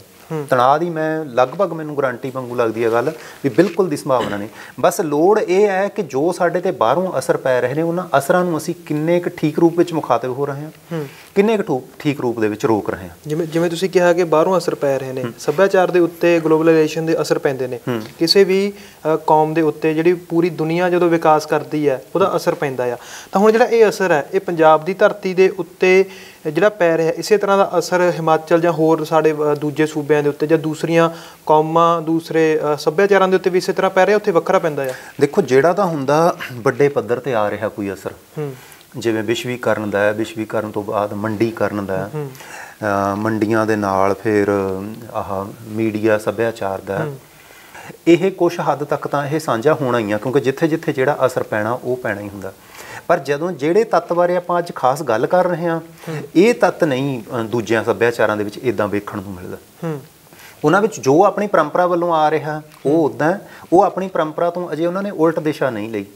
ਜਿਵੇਂ ਹਿਮਾਚਲ ਪ੍ਰਦੇਸ਼ ਹੈ, ਹਿਮਾਚਲ ਪ੍ਰਦੇਸ਼ ਦੇ ਵਿੱਚ ਵੀ ਸਿੱਖਾਂ ਵਿਰੁੱਧ ਹਿੰਸਕ ਘਟਨਾਵਾਂ ਦੇ ਹਵਾਲੇ ਬੜੇ ਪੁਰਾਣੇ ਨੇ ਤੇ ਬੜੇ ਪੁਰਾਣੇ ਨੇ, ਪਰ ਉਹ ਘਟਨਾਵਾਂ ਉਸੇ ਤਰੀਕੇ ਵਾਪਰਦੀਆਂ ਨੇ, ਉਹਨਾਂ ਦੇ ਵਿੱਚ ਕੋਈ ਐਦਾਂ ਤਬਦੀਲੀ ਨਹੀਂ ਵਾਪਰੀ। ਹਰਿਆਣੇ ਦੇ ਵਿੱਚ ਵੀ, ਰਾਜਸਥਾਨ ਆ ਜਾਂ ਲਹਿੰਦਾ ਪੰਜਾਬ ਹੈ, ਉੱਥੇ ਨਹੀਂ ਇੱਦਾਂ ਤਬਦੀਲੀ ਆਈ। ਇਹ ਜਿਹੜਾ ਇੱਕ ਖਾਸ ਖਿੱਤਾ ਹੈ, ਇਸ ਖਿੱਤੇ ਦੇ ਉੱਤੇ ਟਾਰਗੇਟ ਕਰਕੇ, ਇਸ ਖਿੱਤੇ ਨੂੰ ਨਿਸ਼ਾਨਾ ਬਣਾ ਕੇ ਇਹਦੇ ਉੱਤੇ ਬਹੁਤ ਤਬਦੀਲੀਆਂ ਵਾਪਰੀਆਂ। ਇਹ ਤਬਦੀਲੀਆਂ ਵਰਤਾਉਣ ਖਾਤਰ ਪੰਜਾਬ ਦਾ ਬੰਦਾ ਜਾਂ ਆਮ ਤੇਰੇ ਮੇਰਾ ਨਹੀਂ ਜ਼ਿੰਮੇਵਾਰ, ਉਹਦੇ ਖਾਤਰ ਸਭ ਤੋਂ ਵੱਧ ਜ਼ਿੰਮੇਵਾਰ ਜਿਹੜੀ ਧਿਰ ਹੈ, ਪਹਿਲੀ ਗੱਲ ਤਾਂ ਉਹ ਜਿਹੜੇ ਅਕਾਦਮਿਕ ਲੋਕ ਜਾਂ ਵਿਦਵਾਨ ਲੋਕ ਜਿਹੜੇ ਯੂਨੀਵਰਸਿਟੀਆਂ ਦੇ ਵਿੱਚ ਬੈਠੇ ਨੇ, ਮੈਂ ਵੀ ਬੈਠਾ ਯੂਨੀਵਰਸਿਟੀ ਵਿੱਚ, ਉਹ ਲੋਕ ਜ਼ਿੰਮੇਵਾਰ ਨੇ। ਉਹਨਾਂ ਨੇ ਸਰਕਾਰ ਦੇ ਹਿਸਾਬ ਨਾਲ ਅਤੇ ਕਾਰਪੋਰੇਟ ਪੂੰਜੀਵਾਦ ਦੇ ਹਿਸਾਬ ਨਾਲ ਪੰਜਾਬ ਦੇ ਵਿੱਚ ਜ਼ਮੀਨ ਤਿਆਰ ਕੀਤੀ। ਜਿੰਨੇ ਵਿਸ਼ਵੀਕਰਨ ਤੇ ਸੈਮੀਨਾਰ ਕਰਾਏ ਨੇ, ਵਿਸ਼ਵੀਕਰਨ ਰਾਹੀਂ ਸੈਮੀਨਾਰ ਕਰਕੇ ਲੋਕਾਂ ਦੇ ਮਨਾਂ ਵਿੱਚ ਵਿਸ਼ਵੀਕਰਨ ਦੀ ਥਾਂ ਤਾਂ ਇਹਨਾਂ ਵਿਦਵਾਨ ਤਬਕੇ ਨੇ ਪਾਈ ਆ, ਤੇ ਅਖਬਾਰਾਂ ਰਾਹੀਂ ਉਹਨਾਂ ਦੇ ਲੇਖ ਆਏ, ਉਹਨਾਂ ਨੇ ਪਾਈ ਆ। ਤੇ ਉਹ ਤੋਂ ਸਿਵਾਏ ਉਹਨਾਂ ਨੇ ਜਿਹੜਾ ਵੀ ਸੱਭਿਆਚਾਰ ਬਦਲ ਜਾਂਦਾ ਹੁੰਦਾ ਤੇ ਸੱਭਿਆਚਾਰ ਦੇ ਬਦਲਣ ਵਾਲੇ ਸਿਧਾਂਤ ਤੱਤ ਨੂੰ ਉਹਨਾਂ ਨੇ ਬਹੁਤ ਜ਼ੋਰ ਨਾਲ ਲਾਇਆ। ਤੇ ਇਸ ਗੱਲ ਖਾਤਰ, ਇਸ ਗੱਲ ਦੇ ਵਿੱਚ ਭਾਰਤ ਸਰਕਾਰ ਦਾ ਵੀ ਹਿੱਤ ਸੀ, ਕਿਉਂਕਿ ਪੰਜਾਬ ਆਪਣੇ ਮੂਲ ਖਾਸੇ ਤੋਂ ਬਦਲ ਜਾਵੇ, ਉਹ ਰਾਸ਼ਟਰਵਾਦ ਨਾਲ ਜੁੜ ਜਾਵੇ ਜਾਂ ਆਪਣੇ ਅਸਲ ਤੱਤ ਤੋਂ ਜੁੜ ਕੇ ਉਹਨਾਂ ਦੀ ਜਿਹੜੀ ਗੱਲ ਹੈ ਉਹ ਮੰਨ ਲਵੇ, ਉਹਨਾਂ ਦਾ ਵੀ ਹਿੱਤ ਸੀ। ਤੇ ਦੂਸਰੇ ਪਾਸੇ ਕਾਰਪੋਰੇਟ ਪੂੰਜੀਵਾਦ ਦਾ ਵੀ ਹਿੱਤ ਸੀ। ਤੇ ਇਸੇ ਕਰਕੇ ਤੁਸੀਂ ਦੇਖ ਲਓ ਵੀ ਪੰਜਾਬ ਦੇ ਵਿੱਚ ਜਿੰਨੀ ਮੰਡੀ ਵਧੀ ਹੈ, ਇੰਨੀ ਸਾਡੇ ਲਹਿੰਦੇ ਪੰਜਾਬ 'ਚ ਨਹੀਂ ਵਧੀ, ਜਦ ਕਿ ਉੱਥੇ ਵੀ ਇਹੀ ਸੱਭਿਆਚਾਰ ਹੈ। ਹਰਿਆਣੇ 'ਚ ਨਹੀਂ ਵਧੀ, ਉੱਥੇ ਵੀ ਇਹੀ ਸੱਭਿਆਚਾਰ ਹੈ। ਹਰਿਆਣੇ ਦੇ ਕੁਝ ਸ਼ਹਿਰਾਂ ਨੂੰ ਛੱਡ ਕੇ ਬਿਲਕੁਲ ਨਹੀਂ ਹੈ ਇੱਦਾਂ। ਤੇ ਪੰਜਾਬ ਦੇ ਵਿੱਚ ਤੁਸੀਂ ਪਹਿਰਾਵਾ, ਗੀਤ, ਹੋਰ ਜਿਹੜਾ ਮਤਲਬ ਪਦਾਰਥ ਸੱਭਿਆਚਾਰ ਇੰਨਾ ਵੱਧ ਗਿਆ ਮੇਰੇ ਵੀਰ ਇੱਥੇ ਵੀ ਕੰਪਨੀਆਂ ਨੂੰ ਵੀ ਪਤਾ ਲੱਗ ਗਿਆ। ਕੰਪਨੀਆਂ ਨੇ ਟਰੈਕਟਰ ਵੱਡੇ ਕਰਨ ਦੀ ਥਾਂ ਤੇ ਟਰੈਕਟਰਾਂ ਦੇ ਟਾਇਰ ਵੱਡੇ ਕਰ ਦਿੱਤੇ। ਤੁਸੀਂ ਦੇਖੇ ਹੁਣ ਟਰੈਕਟਰਾਂ ਦੇ ਟਾਇਰ ਵੱਡੇ ਆਉਂਦੇ ਨੇ, ਉਹ ਟਰੈਕਟਰ ਉਨੀਆਂ ਪਾਵਰਾਂ ਦੇ ਹੀ ਨੇ, 55, 60, 45 ਉਸ ਪਾਵਰ ਦੇ ਨੇ, ਪਰ ਉਹਨਾਂ ਨੇ ਟਾਇਰ ਵੱਡੇ ਕਰ ਦਿੱਤੇ। ਕੰਪਨੀਆਂ ਨੂੰ ਪਤਾ ਲੱਗ ਗਿਆ ਕਿ ਪੰਜਾਬ ਦੇ ਵਿੱਚ ਦਿਖਾਵਾ ਸੱਭਿਆਚਾਰ ਦੀ ਥਾਂ ਬਣੀ ਜਾ ਰਹੀ ਆ, ਉਹ ਇਸ ਗੱਲ ਨੂੰ ਵੇਚ ਰਹੇ ਨੇ। ਤਾਂ ਜਿਵੇਂ ਹੁਣ ਪੰਜਾਬ ਦੇ ਵਿੱਚ ਦਿਖਾਵਾ ਸੱਭਿਆਚਾਰ ਦੀ ਗੱਲ ਚੱਲ ਰਹੀ ਹੈ ਜਾਂ ਵੱਧ ਰਹੀ ਆ, ਤਾਂ 2015 ਤੋਂ ਬਾਅਦ ਜਿਵੇਂ ਤੁਸੀਂ ਕਿਹਾ ਕਿ ਰਾਜਨੀਤਿਕ ਜਾਗਰਤੀਆਂ ਚੇਤਨਤਾ ਪੰਜਾਬ ਦੇ ਨੌਜਵਾਨਾਂ ਦੇ ਵਿੱਚ ਵੱਡੇ ਪੱਧਰ ਤੇ ਆਈ ਹੈ। ਤਾਂ ਮੈਂ ਜਾਣਨਾ ਇਹ ਚਾਹੁੰਦਾ ਕਿ ਵੀ ਇੱਕ ਲੜਾਕਾ ਜ਼ਿਆਦਾ ਖਤਰਨਾਕ ਮੰਨਿਆ ਜਾਂਦਾ ਹੈ, ਸਰਕਾਰਾਂ ਜਾਂ ਸਿਸਟਮ ਇੱਕ ਲੜਾਕੇ ਨੂੰ ਜ਼ਿਆਦਾ ਖਤਰਨਾਕ ਮੰਨਦੀਆਂ ਨੇ, ਜਾਂ ਇੱਕ ਚੇਤਨ ਬੰਦੇ ਨੂੰ ਜ਼ਿਆਦਾ ਖਤਰਨਾਕ ਮੰਨਦੀਆਂ ਨੇ ਜਿਹਦੇ ਅੰਦਰ ਜਾਗਰਤੀ ਹੈ? ਹਾਂ, ਇਹ ਤਾਂ ਦੇਖੋ ਬੜਾ ਇਹਦਾ ਸਰਲ ਜਿਹਾ ਉੱਤਰ ਹੈ ਕਿ ਜਿਹੜਾ ਬੰਦਾ ਲੋਕਾਂ ਨੂੰ ਜਾਗ ਲਾਉਂਦਾ, ਜਿਹੜਾ ਚੇਤਨਾ ਕਰਦਾ, ਜਿਹੜਾ ਲੋਕਾਂ ਨੂੰ ਸੁਚੇਤ ਕਰਦਾ, ਜਿਹੜਾ ਸਿਆਣੇ ਕਰਦਾ, ਸਰਕਾਰਾਂ ਤਾਂ ਅਸਲ ਵਿੱਚ ਉਸੇ ਤੋਂ ਤੰਗ ਹੁੰਦੀਆਂ ਨੇ। ਜਿਹੜਾ ਸਾਹਮਣੇ ਕੋਈ ਰੌਲਾ ਪਾ ਰਿਹਾ, ਖੜਦੁੰਮ ਮਚਾ ਰਿਹਾ, ਉਸ ਤੋਂ ਨਹੀਂ ਸਰਕਾਰ ਤੰਗ ਹੁੰਦੀ। ਆਹ ਸ਼ਹੀਦੀ ਸਭਾ ਮੇਲਿਆਂ ਵਿੱਚ ਵੀ ਜਾਂ ਆਹ ਜਿਹੜੇ ਇਸ ਤਰ੍ਹਾਂ ਦੇ ਮੇਲੇ ਨੇ, ਇਹਨਾਂ ਵਿੱਚ ਵੀ ਜਿਹੜੇ ਲੋਕ ਇਸ ਤਰ੍ਹਾਂ ਦੇ ਬਾਜੇ ਵਜਾਉਂਦੇ ਨੇ ਤੇ ਇਸ ਤਰ੍ਹਾਂ ਦੀ ਹੁੱਲੜਬਾਜੀ ਕਰਦੇ ਨੇ, ਉਹਨਾਂ ਤੋਂ ਥੋੜ੍ਹਾ ਸਰਕਾਰ ਔਖੀ ਹੈ। ਸਰਕਾਰ ਤਾਂ ਉਹਨਾਂ ਤੋਂ ਔਖੀ ਹੈ ਜਿਹੜੇ ਸੇਵਾ ਕਰਦੇ ਨੇ, ਜਿਹੜੇ ਅੰਦਰ ਪਿੱਛੇ ਧਰੋਹਰ ਬਣੇ ਖੜੇ ਨੇ। ਇਸ ਗੱਲ ਦਾ ਬਹੁਤ ਵੱਡਾ ਪਿਛੋਕੜ ਆ। ਭਾਈ ਵੀਰ ਸਿੰਘ 'ਤੇ ਇਹ ਇਲਜ਼ਾਮ ਲਾਇਆ ਜਾਂਦਾ ਕਿ ਭਾਈ ਵੀਰ ਸਿੰਘ ਨੇ ਜਲਿਆਂਵਾਲੇ ਬਾਗ ਦੀ ਘਟਨਾ ਵਾਪਰੀ, ਹੋਰ ਕਿੰਨੀਆਂ ਘਟਨਾਵਾਂ ਵਾਪਰੀਆਂ, ਉਹਨਾਂ 'ਤੇ ਅੰਗਰੇਜ਼ਾਂ ਨੂੰ ਇੱਕ ਅੱਖਰ ਵੀ ਨਹੀਂ ਬੋਲਿਆ ਕਿ ਭਾਈ ਵੀਰ ਸਿੰਘ ਤਾਂ ਅੰਗਰੇਜ਼ਾਂ ਨਾਲ ਰਲਿਆ ਹੋਇਆ ਸੀ। ਇਹ ਇਲਜ਼ਾਮ ਲਾਇਆ ਜਾਂਦਾ। ਭਾਈ ਵੀਰ ਸਿੰਘ ਸਿੱਖਾਂ ਨੂੰ ਉਹ ਚੇਤਨਾ ਦਿੰਦਾ ਰਿਹਾ ਆਪਣੇ ਅਖਬਾਰਾਂ ਰਾਹੀਂ, ਆਪਣੇ ਟਰੈਕਟਾਂ ਰਾਹੀਂ, ਆਪਣੇ ਰਸਾਲਿਆਂ ਰਾਹੀਂ, ਜਿਹੜੀ ਚੇਤਨਾ ਉਸ ਵੇਲੇ ਅੰਗਰੇਜ਼ਾਂ ਨੂੰ ਸਭ ਤੋਂ ਵੱਧ ਤੰਗ ਕਰਦੀ ਸੀ। 1900 ਈਸਵੀ ਤੋਂ 1912 ਈਸਵੀ ਤੱਕ ਦੀ ਜਿਹੜੀ ਅੰਗਰੇਜ਼ਾਂ ਦੀ ਗੁਪਤ ਰਿਪੋਰਟ ਆ, ਉਹਦੇ ਵਿੱਚ ਉਹ ਲਿਖਦੇ ਨੇ ਕਿ ਜਿੰਨਾ ਸਿੱਖਾਂ ਨੂੰ ਜਾਗਰਤ ਇਹ ਕਰ ਰਿਹਾ ਭਾਈ ਵੀਰ ਸਿੰਘ, ਇੰਨਾ ਹੋਰ ਕੋਈ ਨਹੀਂ ਕਰ ਰਿਹਾ। ਚੀਫ ਖਾਲਸਾ ਦੀਵਾਨ ਵਿੱਚ ਇਹਦੀਆਂ ਹੀ ਗੱਲਾਂ ਹੁੰਦੀਆਂ ਨੇ। ਉਹ ਕਹਿੰਦੇ ਵੀ ਇਸ ਨੂੰ ਅੰਗਰੇਜ਼ੀ ਸਰਕਾਰ ਦਾ ਸਭ ਤੋਂ ਵੱਡਾ ਵਿਰੋਧੀ ਮੰਨਿਆ ਜਾ ਸਕਦਾ, ਵੀ ਜਿਹੜੇ ਬੰਦੇ ਤੇ ਇਹ ਇਲਜ਼ਾਮ ਲਾਉਂਦੇ ਨੇ ਸਾਡੇ ਲੋਕ ਵੀ ਇਹਨੇ ਇੱਕ ਅੱਖਰ ਵੀ ਨਹੀਂ ਬੋਲਿਆ ਤੇ ਉਹਨੂੰ ਅੰਗਰੇਜ਼ ਹਕੂਮਤ ਸਭ ਤੋਂ ਵੱਡਾ ਵਿਰੋਧੀ ਮੰਨਦੀ ਆ। ਇਸੇ ਕਰਕੇ ਜਿਹੜੇ ਲੋਕ ਚੇਤਨਾ ਜਗਾਉਂਦੇ ਨੇ, ਜਿਹੜੇ ਲੋਕ ਗੱਲ ਕਰਦੇ ਨੇ, ਜਿਹੜੇ ਲੋਕ ਲੋਕਾਂ ਦੇ ਅੰਦਰ ਵਿਚਾਰ ਲੈ ਕੇ ਆਉਂਦੇ ਨੇ, ਉਸ ਗੱਲ ਨੂੰ ਸਭ ਤੋਂ ਵੱਧ ਦੋਸ਼ੀ ਮੰਨਿਆ ਜਾਂਦਾ ਹੁੰਦਾ। ਇਸੇ ਸ਼ਹੀਦ ਆਪਣੇ ਜਿਹੜੇ 2015 ਤੋਂ ਬਾਅਦ ਦੀਆਂ ਜਿਹੜੀਆਂ ਘਟਨਾਵਾਂ ਵੀ ਨੇ, ਉਹਦੇ ਵਿੱਚ ਜਿਹੜੇ ਪੰਜਾਬ ਦੇ ਵਿੱਚ ਉਹ ਜਿਹੜੇ ਸਮੂਹ ਨੇ, ਚਾਹੇ ਉਹ ਸਿੱਖਾਂ ਦੇ, ਚਾਹੇ ਉਹ ਥੋੜ੍ਹੇ ਆਪਣੇ ਖਾਲਿਸਤਾਨੀ ਧਿਰ ਨਾਲ ਜੁੜੇ ਹੋਏ ਨੇ, ਚਾਹੇ ਉਹ ਗੈਰ ਖਾਲਿਸਤਾਨੀ ਧਿਰ ਨਾਲ ਜੁੜੇ ਹੋਏ ਨੇ, ਉਹ ਜਿੰਨੇ ਵੀ ਲੋਕ ਨੇ, ਜਿਨ੍ਹਾਂ ਲੋਕਾਂ ਨੇ ਇਸ ਪਾਸੇ ਜਾਗਰਤੀ ਲੈ ਕੇ ਆਂਦੀ ਤੇ ਸਰਕਾਰ ਵੱਲੋਂ ਉਹਨਾਂ ਨੂੰ ਬਦਨਾਮ ਕਰਨ ਦਾ ਸਭ ਤੋਂ ਵੱਡਾ ਨਿਸ਼ਾਨਾ ਮਿਥਿਆ ਗਿਆ। ਬਲਕਿ ਸਿੱਖਾਂ ਦੀ ਅੰਦਰ ਇਸ ਤਰ੍ਹਾਂ ਦੀ ਇੱਕ ਜਿਹੜੀ ਵਿਰੋਧ ਹੈ ਉਹ ਖੜਾ ਕੀਤਾ ਹੋਇਆ, ਕਿਉਂਕਿ ਸਰਕਾਰ ਨੂੰ ਪਤਾ ਹੈ ਵੀ ਅਸਲ ਵਿੱਚ ਜਿਹੜੀ ਮੁਸੀਬਤ ਹੈ, ਅਸਲ ਵਿੱਚ ਜਿਹੜੀ ਮੁਸ਼ਕਲ ਹੈ, ਉਹ ਲੋਕ ਨੇ ਜਿਹੜੇ ਲੋਕ ਇਹਨਾਂ ਨੂੰ ਜਗਾ ਰਹੇ ਨੇ। ਜਿਹੜੇ ਲੋਕ ਅੱਗੇ ਆ ਗਏ ਕਿਸੇ ਦੀ ਗੱਲ ਸੁਣ ਕੇ, ਕੋਈ ਰੌਲਾ, ਅਸਲ ਦਿੱਕਤ ਤਾਂ ਉਹ ਢਾਡੀ ਦੀ ਹੁੰਦੀ ਹੈ ਨਾ, ਜਿਹੜਾ ਵਾਰ ਗਾ ਰਿਹਾ, ਜਿਹੜੇ ਵਾਰ ਦੇ ਜੋਸ਼ ਨਾਲ ਅੱਗੇ ਆ ਗਏ, ਉਹਦੇ ਲਈ ਵੱਡੀ ਦਿੱਕਤ ਨਹੀਂ ਹੈ।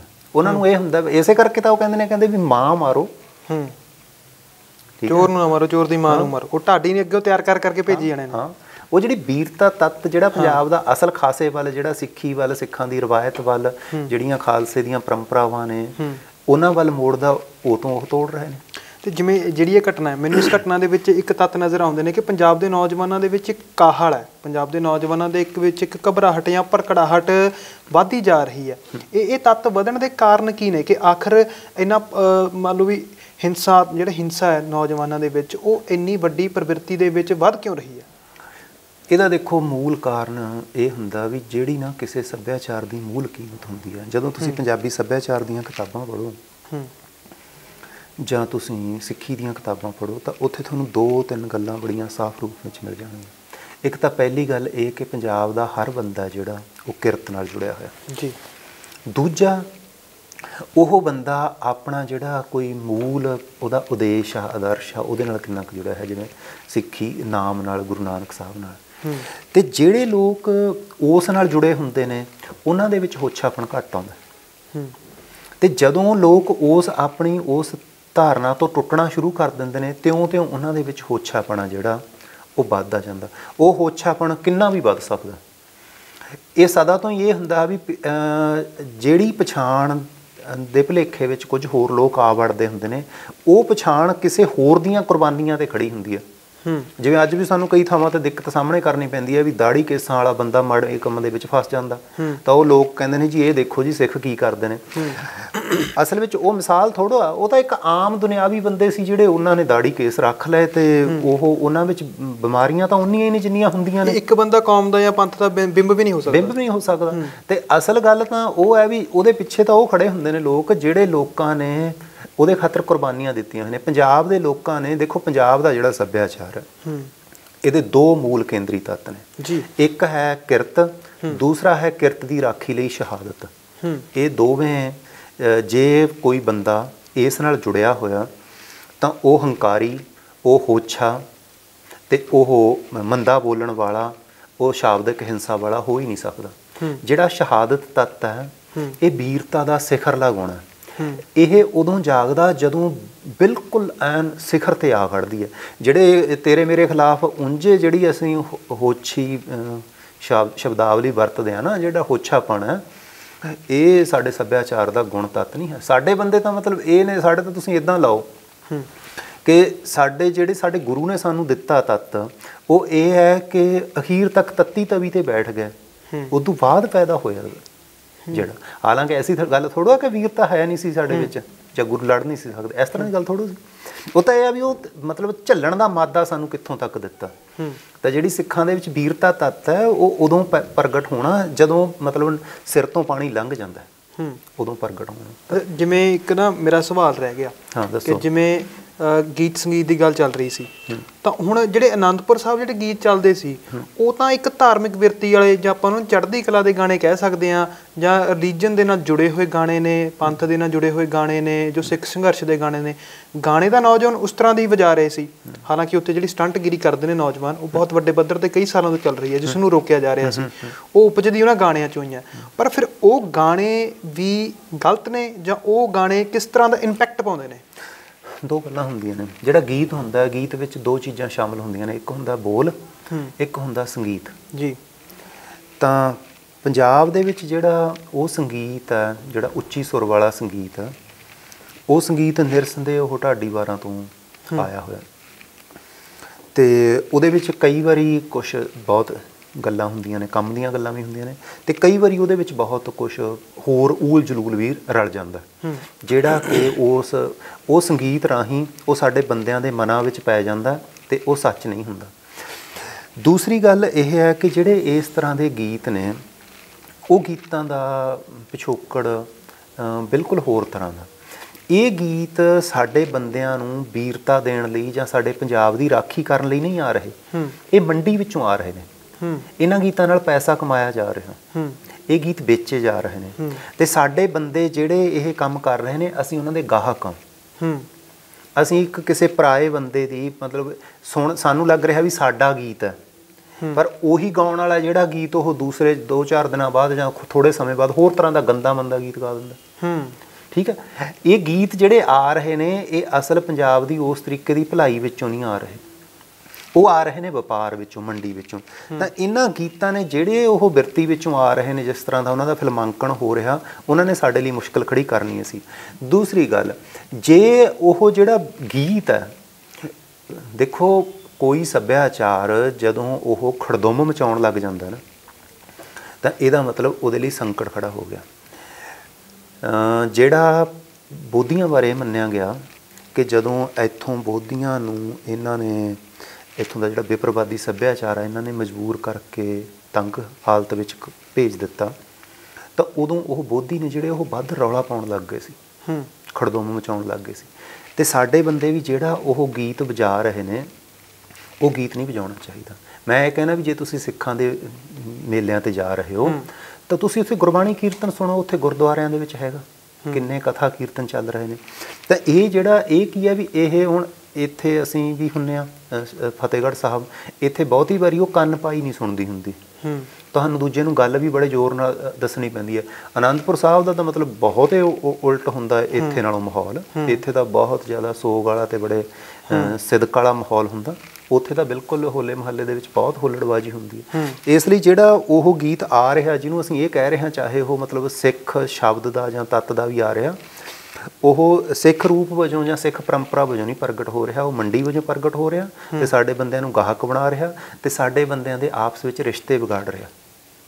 ਇਹ ਦਿੱਕਤ। ਅਤੇ ਜੇਕਰ ਹੁਣ ਇਹਨਾਂ ਸਮੱਸਿਆਵਾਂ ਦੇ ਹੱਲ ਵੱਲ ਜਾਣਾ ਹੋਵੇ, ਕਿ ਇਹ ਰੋਕ ਕਿਵੇਂ ਲੱਗੂਗੀ? ਜਿਵੇਂ ਹੋਲਾ ਮਹੱਲਾ ਤਾਂ ਅਗਲੇ ਸਾਲ ਵੀ ਆ ਸਕਦਾ, ਘਟਨਾਵਾਂ ਵਾਪਰ ਸਕਦੀਆਂ ਨੇ, ਹਿੰਸਕ ਹੋ ਸਕਦੇ ਨੌਜਵਾਨ, ਤਾਂ ਰੋਕਿਆ ਕਿਵੇਂ ਜਾ ਸਕਦਾ ਇਸ? ਦੇਖੋ ਜੀ, ਇਹਦੇ ਖਾਤਰ ਬੜੀ ਸਾਫ਼ ਗੱਲ ਇਹ ਆ, ਮੇਰਾ ਇੱਕ ਮਿੱਤਰ ਹੈ, ਉਹ ਹੁਣ ਤਾਂ ਉਹ ਕਾਮਰੇਡ ਪ੍ਰੋਫੈਸਰ ਹੈ ਉਹ ਯੂਨੀਵਰਸਿਟੀ ਦੇ ਵਿੱਚ ਕਿਸੇ ਹੋਰ 'ਚ, ਅਤੇ ਉਹ ਸਿੱਖਾਂ ਦੀ ਲਹਿਰ ਖਿਲਾਫ ਹੈ ਬਿਲਕੁਲ। ਅਤੇ ਚੱਲ ਹੁਣ ਅਸੀਂ, ਸਾਡਾ ਮਹਿਕਮਾ ਅਤੇ ਅਸੀਂ ਮੇਰੇ ਨਾਲ ਵਰਤਣਾ ਹੈ ਹੀ ਆ ਸਾਰਿਆਂ ਨੂੰ। ਉਹ ਮੈਨੂੰ ਉਸਨੇ ਆਖਿਆ ਕਿ ਕਹਿੰਦਾ ਜੇ ਪੰਜਾਬ ਨੂੰ ਦਿਸ਼ਾ ਦੇਣੀ ਆ, ਤਾਂ ਜਿੰਨੀ ਦੇਰ ਤੱਕ ਪੰਜਾਬ ਦੀ ਜਿਹੜੀ ਖਾੜਕੂ ਲਹਿਰ ਹੈ, ਜੇ ਉਹਦਾ ਨਿੱਠ ਕੇ ਮੁਲਾਂਕਣ ਨਹੀਂ ਹੁੰਦਾ, ਤਾਂ ਪੰਜਾਬ ਦਿਸ਼ਾ ਨਹੀਂ ਲੈ ਸਕਦਾ।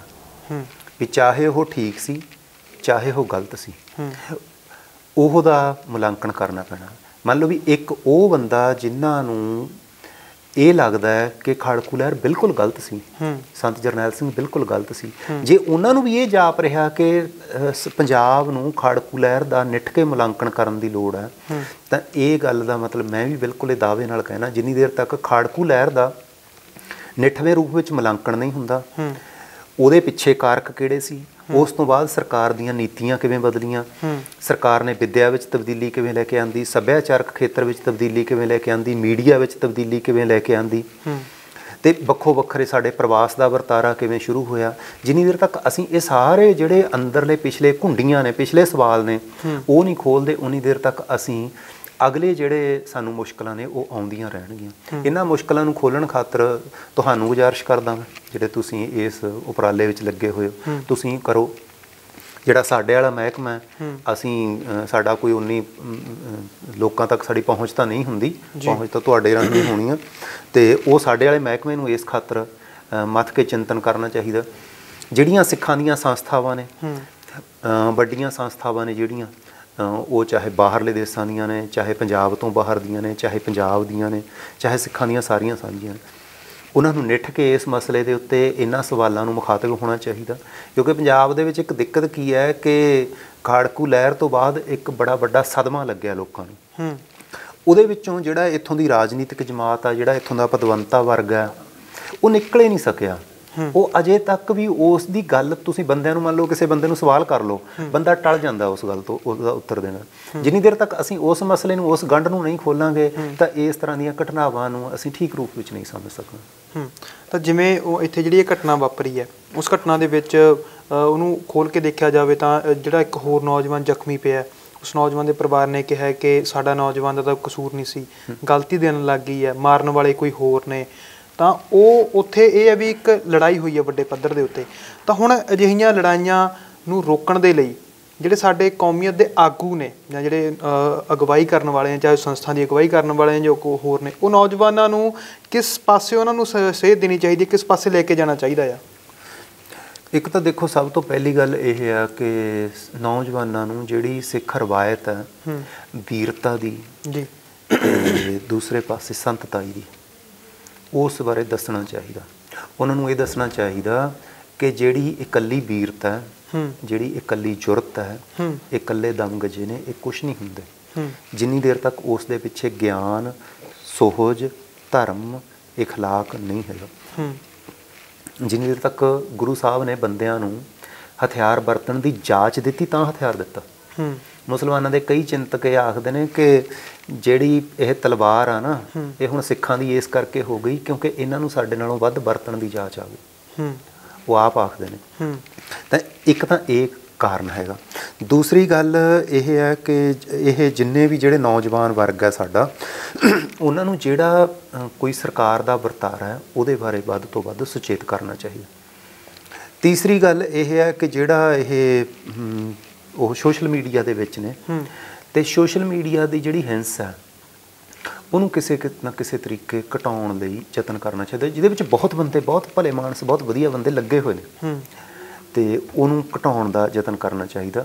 ਉਹਨਾਂ ਨੂੰ ਇਹ ਦੱਸਣਾ ਚਾਹੀਦਾ ਵੀ ਜਿਹੜਾ ਸੋਸ਼ਲ ਮੀਡੀਆ 'ਤੇ ਜਿਹੜਾ ਸੰਸਾਰ ਆ ਅਤੇ ਜਿਹੜਾ ਅਸਲ ਸੰਸਾਰ ਆ, ਉਹਦੇ ਵਿੱਚ ਫਰਕ ਹੈ, ਅਤੇ ਉਹ ਤੋਂ ਸਾਨੂੰ ਬਚਣ ਦੀ ਲੋੜ ਹੈ, ਅਤੇ ਇੱਕ ਇਹ ਗੱਲ ਕਰਨ ਦੀ ਲੋੜ ਹੈ। ਇੰਨੇ ਕੁ ਹੋਰ ਵੀ ਕਿੰਨੀ ਕਾਰਨ ਨੇ ਵੀ ਸਾਡੇ ਬੰਦੇ ਕਿਰਤ ਵੱਲ ਜੁੜਨ ਅਤੇ ਆਪ ਕੰਮ ਕਰਨ, ਅਤੇ ਕੰਮ ਕਰਕੇ ਉਹ ਜਦੋਂ ਅਗਾਂਹ ਤੁਰਨਗੇ ਤਾਂ ਬੜਾ ਸੁਭਾਵਿਕ ਹੈ ਕਿ ਉਹਨਾਂ ਦੇ ਵਿੱਚ ਇਸ ਤਰ੍ਹਾਂ ਦੀ ਜਿਹੜੀ ਹਿੰਸਾ ਹੈ ਜਾਂ ਉਹ ਘੱਟ ਜਾਣੀ ਹੈ, ਉਹਦੇ ਵਿੱਚ ਜਿਹੜੀਆਂ ਦਿੱਕਤਾਂ ਨੇ ਉਹ ਘੱਟ ਜਾਣੀਆਂ ਨੇ। ਅਤੇ ਜਦੋਂ ਨੌਜਵਾਨ ਜਿਵੇਂ ਹੁਣ ਹੋਲੇ ਮਹੱਲੇ 'ਤੇ ਜਾਂਦੇ ਨੇ ਜਾਂ ਫਤਿਹਗੜ੍ਹ ਸਾਹਿਬ ਆਉਂਦੇ ਨੇ, ਉੱਥੋਂ ਉਹ ਪ੍ਰਾਪਤ ਕੀ ਕਰਕੇ ਆਉਣ? ਕਿ ਜਿਵੇਂ ਹੁਣ ਇੱਕ ਤਾਂ ਜਾਂਦੇ ਨੇ ਉਹ ਹੁੱਲੜਬਾਜੀ ਕਰਕੇ, ਮੇਲਾ ਦੇਖ ਕੇ, ਖਾ ਪੀ ਕੇ, ਕੁਛ ਖਰੀਦ ਕੇ ਮੁੜੇ ਆਉਂਦੇ ਨੇ, ਪਰ ਐਕਚੁਅਲ ਦੇ ਵਿੱਚ ਕਿਸ ਸੰਦਰਭ ਦੇ ਲਈ ਜਾਂ ਕੀ ਹਾਸਲ ਕਰਨ ਦੇ ਲਈ ਜਾਣਾ ਚਾਹੀਦਾ ਨੌਜਵਾਨਾਂ ਨੂੰ ਉੱਥੇ? ਇੱਕ ਤਾਂ ਪਹਿਲੀ ਗੱਲ, ਬਹੁਤ ਔਖਾ ਸਵਾਲ ਹੈ। ਇੱਕ ਤਾਂ ਪਹਿਲੀ ਗੱਲ ਇਹ ਹੈ ਵੀ ਜਿਸ ਵਜ੍ਹਾ ਕਰਕੇ ਉਹ ਮੇਲਾ ਲੱਗ ਰਿਹਾ, ਉਹ ਕੀ ਵਜ੍ਹਾ ਹੈ? ਗੁਰੂ ਨੇ ਉਸ ਨੂੰ ਜਾਂ ਸਿੱਖਾਂ ਨੇ ਗੁਰੂ ਸਾਹਿਬ ਤੋਂ ਬਾਅਦ ਉਸ ਨੂੰ ਕਿਉਂ ਸ਼ੁਰੂ ਕੀਤਾ?